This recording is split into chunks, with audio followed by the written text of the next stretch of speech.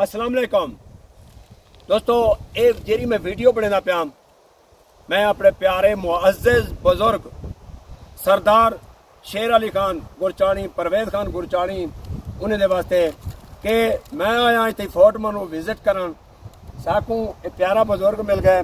इहदा नाम है वशल गुरचाणी सिराजानी, जिला राजनपुर, कान चौकी, BMB।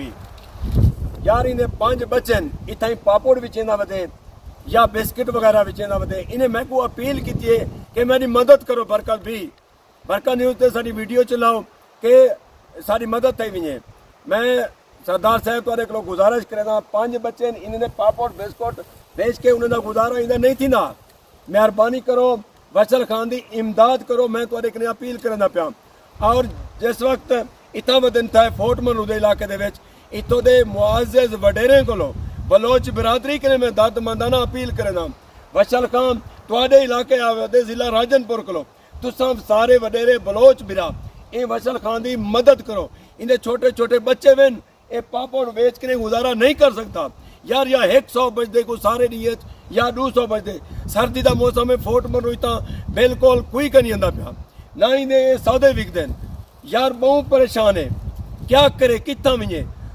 राजनपुर करे आए मजदूरी करन फोर्ट मनु, इतना मजदूरी नहीं थी। ये बुजुर्ग हुण कितना वञे। प्लीज़ मेहरबानी सारे दोस्तों को मैं बुलाई बलोची तो सरदार साहब मात्रा से गुजारिश करूँ। ये बुजुर्ग सरदार शेर अली खान मदद करें। बाकी मैं बलोच फोर्ट मनुआ के वडेरा हूँ, आन से अपील करें ये बंदा गोले इसी मदद करें। फोर्ट मनुआ फातिमा जनाब पारा का उस्ताद करें। मेहरबानी करें राजनपुर आदे शाह इलाका का मैंने उम्मीद है शाह बलोच बिराद इशर खाली न तरने इसे मदद करें। शुक्रिया, लव यू। मैं नंबर दे लिखा। Thank you.